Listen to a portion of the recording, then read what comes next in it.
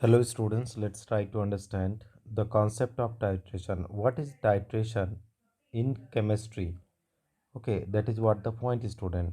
So if you talk about titration is process of chemical analysis in which the quantity of some constituent of sample is determined by adding to a measured sample an exactly known quantity of another substance with which the desired constituent reacts is definite known as proportion.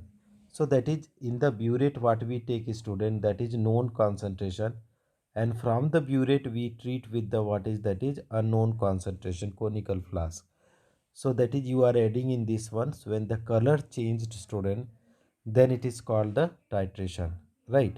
So this is the concept of titration. Another is there, what is titration and its purpose. The purpose of the titration is the detection of the equivalence point, the point at which chemically equivalent amount of the reactant have been mixed. The amount of reactant that have been mixed at the equivalent point depends on the stoichiometry of the reaction. What is the titration in one word? If you talk about titration in word, a titration is a technique where a solution of known concentration is used to determine the concentration of an unknown solution. A titration is a technique where solution of known concentration is used to determine the concentration of unknown solution.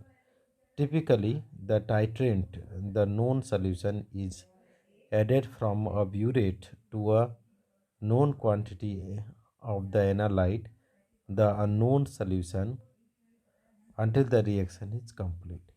So basically, titration is what, student, that is you are treating the known concentration of one reagent to the another unknown, then you are finding the concentration of unknown is known as titration. So this is all about the answer, student.